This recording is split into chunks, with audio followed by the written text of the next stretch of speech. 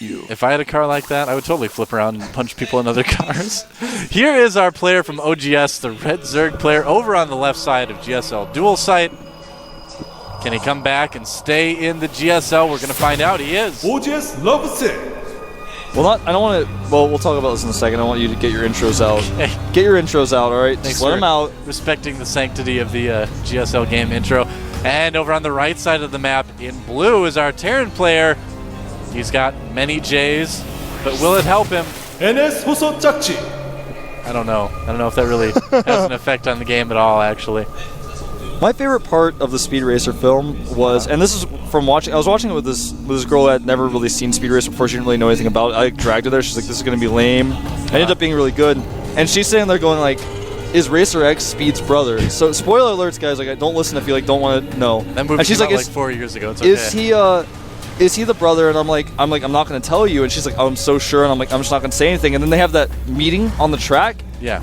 And he takes off his mask, but he's got like plastic surgery. And he's like, I'm not your brother. I'm sorry. And he's like, but you drive just like my brother. But it actually is his brother. I know. But he's just like, just believe in yourself. And that scene was so good, man. Yeah. Oh, the Speed Racer movie was just so well done to me. I'm so pleased with it. I want there to be a sequel, man. There should be. Like, I don't know doesn't why even make sense for there to be a sequel because they squeeze like all the events from the anime into the movie, pretty much. But man, you can always make a sequel. You could always make a sequel. It's Hollywood, man. They make sequels to everything. Fast expand for Luvsic. You know, that Racer X was also the Doctor from Lost as well. I actually never watched Lost. It's pretty good. It's got Racer X in it. Well, it's like, I'm like, I didn't really want to watch Lost. You're like, it's got Racer X. I'm like, well. Yeah, now you're thinking. Does he like drive around the island? He does. They make a racetrack. Then like his legs stop working. He has to make someone else drive for him, but the guy that drives for him can't see. That's actually how they get back to the mainland. They just drive in circles so fast they go through time. Speed Racer anime is just one of those animes you can't go back and watch. Like actually, I love Speed Racer as a kid, but that's one of those things I would not recommend you guys going back and watching. Or you'd be like, well, Wolf actually watched this? Like, what a crazy person. That and like Dragon Ball Z. I loved it, but I would never watch it again. I really like what players are doing with this bunker positioning. Yeah. Where like they pressure their opponent a little bit, and the drones have to come and deal with this a little bit. It's awesome that he gets it down right before the hatchery finishes too, almost each time. And the big thing is all the mining time that you lose, because you need to respond to it with at least like 6 drones. If you only bring like 4. It would just be canceled, and the minerals lost from canceling that were insignificant compared to the power of the dark side. I know, it's just gonna like the power of the Force, man. The power to destroy an entire planet is insignificant. That's true. I don't know though. The power to destroy an entire planet is pretty good. If you ask me. Not that I actually had a wallpaper once that had that quote. And it was just like had Darth Vader and a planet blowing up, and I don't know, it's just like that sounds so silly, but it was really cool. It sounds so cool. Nice raising the supply depots just in time. Never mind lowering it again, taunting them. The Hellions coming out now. The Zerlings actually had selected the Scantipede for attack. Why would they do that? I don't know, but that Scantipede took some splash damage there from those Hellions. It's a risky business. The thing about Scantipedes is even though they look like Zergants, of course not. They don't regenerate health like Zergants. So that Scantipede is so nervous. Ooh. If an SCV so much as pokes that Scantipede, that's lights out for him, man. Yeah. Why would he do that? Scantipedes like to live in the face of danger. I think the best things about Scantipedes are their will to make everything better for people. You know what I wonder about Scantipedes? What's that? Is that if you could heal them with a medevac. Oh, I don't think you can, but maybe you can. Like if you target it with the heal command? We'll find out. This is the type of thing we do at the GOM house, actually. We think of these things and then we try them. Well, this is the type of thing I wish we did at the GOM house, but you're just actually trying to cover for this? You're like, no, Wolf's being weird, man? I'm we did it before. When I was here before, we would do this stuff. Oh, really? We can do it again? Yeah, totally. Well, we should do that, man. I want to find out if you can heal a Scantipede. We'll let you guys know tomorrow. Those Hellions, not too impactful. He just wants to pressure them. They're not actually there to kill drones. They're just there to control the watchtowers. These Zerlings are going to kill a few SCVs, maybe even the Marines as well. I like this by Luvsic. Putting the pressure on early, making sure that he can keep that expansion from being useful for as long as possible. That was good Hellion positioning there. Yeah, I mean, that one might not. Well, it'll probably live. Blue Flame finishes. All right. And here we are again. We're in that position where the Marines out, the Blue Flame Hellions are out, and it becomes very, very difficult for Zerg to get anything done on the map. And Luvsic makes another Spine Color, realizing that last game that was his best defense against what jjakji threw at him. Having those spines that just really slowed down the attack so significantly. The best defense is a good defense. Sometimes a good offense, but usually just a good defense. Baneling that's being made next to the ramp to help wall off with that Queen. Lair gets started. As you can see, a lot of switching going on, more production facilities being added. Yep, now he can reactor out Blue Flame Hellions now that the upgrade is done, and he can also get stim. He's gonna do the drop with the Hellions, I think. Yep. Very difficult to stop this. There are 2 Overlords in position to spot things like this. I think he's got enough Zerglings. I don't think Luvsic is going to take a whole lot of damage. Maybe he will. I don't know. It depends on the positioning, how it ends up, but I think he's got enough right now. Oh, and you may see this. I think he is going to see it. Well, he didn't, but the Hellions are like, well, I kind of want you to notice. Yeah, this Overlord is going to see it. Cow will see it. And I think we'll see. Oh, this is what's so dangerous. This is why the Zerglings aren't running forward, is because he can just lift those up. Yep. He's going to take out some Overlords that actually supply blocks Luvsic. He's going to lose another one. He's going to be even worse in the red. Yep. Baneling's being morphed here. Hellions being dropped on the high ground. That's a big committal. And 2 Hellions moving into the natural as well. 1 taken out by the Spine Crawler, but now all the Hellions are moving into the main mineral line. Not sure if I agree with this. Yeah. I don't know if that was the best. Well, obviously it wasn't because everything died, but... Yeah, I'm not sure if I agree with that commitment there. That's the thing, is that if you're going to do this type of push, I almost feel like you need to be more passive earlier in the game, because if you're aggressive and they make all these Zerglings, when you do that attack, then they've got a ton of stuff to defend it with, and then what are you going to do? So, well, the other thing is, you don't actually have to kill drones with that. You can just poke, kill a bunch of Zerglings, poke, kill a bunch of Zerglings, and eventually he's going to run out of Zerglings. Yeah, Or he's not going to do anything, and then you can kill drones. It's like, you don't have to, like, commit and try to do, like, the... I think so many players get caught up in this idea of that Hellions are for just the massive drone, like, massacre, like barbecue, whatever you want to call it. You know, we should eat barbecue tonight. I'm so hungry right now, dude. We're going to go out and get some food after this series. Yeah, we'll be back later tonight, guys. Yep. We'll get a quick break. But what we were saying, when we saw this sort of opening from the Terrans at MLG, they actually wouldn't put a lot of pressure on their opponent. So when this push eventually did happen with the Marines and the Medevac and the Hellions, there weren't a lot of Zerglings to defend against it. That's when it really became deadly. So, yeah, I almost think that jjakji was too aggressive early on with this. He just didn't need to commit to dropping all of his units up. There was no reason for that. Yeah, exactly. Especially when he saw that there were Banelings there. So, anyway, even so, he did a decent amount of damage. The bunker at home to defend against this run-by is not prepared, but there is a Hellion and a few Marines that should be enough. They're prepared. They went to Marine school. They're ready to go. And no third base yet for Luvsic. He was eager to make one, but when this push came, he had to cancel that idea. It's going to be really tough for him to make one until he gets some mutas out. Well, he's just still supply blocked. He's been supply blocked for a while. He keeps getting supply blocked. Overlords get taken out. Yep. Does he have a Spire yet? I don't believe he does. Because he did get his lair. He's getting Baneling speed. Okay, he does have the Spire just finished. He's got +1 flyer attack starting now. And yeah, he really can't do anything at all until the mutas come out. This is going to be pretty tough. He's losing a lot of creep here. Yeah. This is really nice by jjakji. Just patiently killing creep tumors. Yep. Doesn't even have to do anything else. He just goes, okay, well, you don't have a third, and you're losing a lot of creep tumors, and oh! You guys didn't get a shot of it. But the drone went to go and kill, or go and make another base, and the Marine was there and stopped him. So he's denied the third even more. Looks like he's eager to take his own third base. I would love to see him make a third command center and then attack. Well, he's got that force out on the map. He'll have siege tanks ready to go by the time the mutas are out. He could go into a more traditional Terran push, only this time he's going to have a ton of Hellions as well. Look at this. Hatchery under attack here. He spotted it. He was looking for the drone. Kills it. Forces the cancel again. Luvsic making another hatchery, though, immediately down at the bottom center. He's down about 17 supply, but the mutas are out. He's going to try to use those to good effect. There is a missile turret here, ready and prepared. And 1 muta for 1 missile turret, not the best trade, but he does get a stem off on those Marines. Yep, that does a decent amount of damage too. It's like AoE damage in this weird way of thinking about it. Sort of. Well, it does do an AoE, well... I just mean like the force stem is like the muta caused the AoE damage. Yeah. Well, essentially, it's damage caused by your opponent because you wouldn't stim your Marines if you didn't have to. So. I like made that joke, or it's not like a joke, but I like said it was like kind of like AoE damage. I remember one time on the forums, people were like, Wolf thinks that it did AoE. I'm like, no, guys, I'm just like saying. It's like It's because you never played World of Warcraft. That's why you don't know what AoE damage is. it's the area of effect. The area of effect on maybe those you do know stimmed it. Marines. Oh, Yeah. man, if Marines did AoE, that'd be pretty dangerous. So, and if he gets it before the upgrade finishes, that'll be a nice little score for those mutas, but I think he's going to need to pull back yet. Yep, not going to be able to He's stick damaging around. an engineering bay and a bunch of supply depots. The Marines did not stim this time smartly. Yep. Bunch of Hellions on the watchtower. I think they're just waiting for the drones to transfer that base, and then they're going to attack. And that's a lot of Those medevacs out for jjakji right now. Those Hellions are drone sharks. drone sharks. Yeah, man. Just when you thought it was safe to go back to the mineral line. Well, those drones owe those Hellions money, man. They're like, you can't mine those minerals. Look, gonna break Drone sharks, man. break the drone's legs or something. Break its kneecaps. Sure And would be terrible if something happened to this hatchery.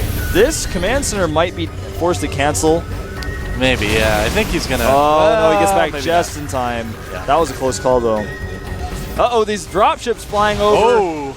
Got to be very careful about that. Doesn't lose any of them, though, just by coincidence. Oh, the Hellions pulling back. Here he goes. Tanks are sieged up in time, but is it going to be enough? Hellions doing tons of damage to the Lings, and look at all the Marines left over. Yeah, that was a really good split. It was very difficult to see, but the splitting was excellent. Yeah. That game the game may have been decided by that push. If jjakji decides to get aggressive here, it's going to be very difficult for Luvsic to deal with it. I don't think he is. I think he's just going to try to make maybe a few more Hellions, pressure down at the third base again. Looks like he's just trying to secure his third right now. But Yeah, he's allowing Luvsic to bully him a little bit, keep him in his base. Well, Luvsic is a little bit ahead on supply right now, and he did get his third up a little bit faster, so I definitely wouldn't call jjakji terribly far ahead, you know? Yeah, But well, he's just got this composition that could bully his opponent. Yeah. Like, if jjakji attacks, Luvsic has to bring everything home or he just loses. I like this Muta choice, though. Basically, this is what map control means. Is that even though jjakji has like a better unit composition, he's too afraid to move out because these mutas keep coming in. What he should be doing, though, is making it so that the mutas are afraid to move out because they might need to hold and desperately keep him alive so the game doesn't end. That too. And so the watchtowers are controlled now by Luvsic. He's taking that fourth base, getting saturated right now, and jjakji is playing a little bit passively. Now he's kind of trapped. He can't really move out very easily. He's given Luvsic too much time. Yep. And the mutas are going to see that too. 3 turrets on the way, 2 already finished, and that is a planetary that'll be very, very difficult for Luvsic to take out. And it looks like jjakji is going to get aggressive. We see a blue blob moving down the minimap. There it is. Fear the blue blob, Wolf. I would be afraid if I were that Zerg player of that blue blob. I wonder if he's got allied colors on, so for him it looks like a red blob. I prefer to have allied colors on. I like to play like that. Me too. It's always very standard when you do that.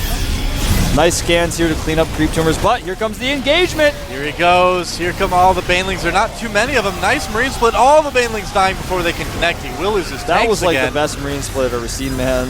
That was so good. He like didn't oversplit. It was just barely split enough, and then he targeted down the banelings. Automaton 2000 making a guest appearance at the GSL apparently. Look at this, getting aggressive now. This is what he needed to do. Targeting down those banelings. All right. Normally really good about that.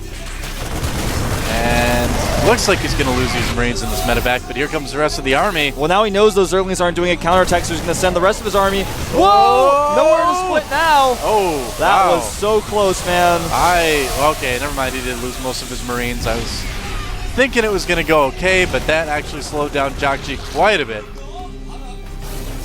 Well, he's got another group of Marines that needs to join up with the rest of these forces if he really wants to engage, because there are 21 mutas out. Infestors are about to pop too. This is going to be the really scary part. You know, we're at basically the same position we were last game, where there's barely not enough mutas, but I think that's going to change. I think jjakji is going to absolutely get crushed here in this attack. Yeah, he really is. Or not. Well, the banelings should go and kill these Marines, and yeah, he does have enough. Yeah. He just doesn't realize it, I don't think. Well, you know, he was sending banelings at tanks. That's never efficient. efficient. He didn't control his banelings very well. That battle was a little bit indecisive. Now he's definitely going to be able to clean this up. There's way too many. There's like one medevac per Marine. Yep. So I think we finally hit that point where he's got enough mutas that if he just keeps making mutas and keeps playing smart. But with these Marines joining in, It's a very tug-of-war situation. Are we watching Dota right now? Infestors out on the Yeah, field. they're out now. Well, you know, this map was patterned after Dota. I didn't know that. Yeah, it was actually. The layout they decided to design after a Dota map. And those Marines are about to get fungled. Yeah, this is not looking good for jjakji. And fungal number 2. Not getting thrown down there. Is he going to catch these dropships? That would be huge. We need to just get out of here. Yeah. And There's those Marines so many units.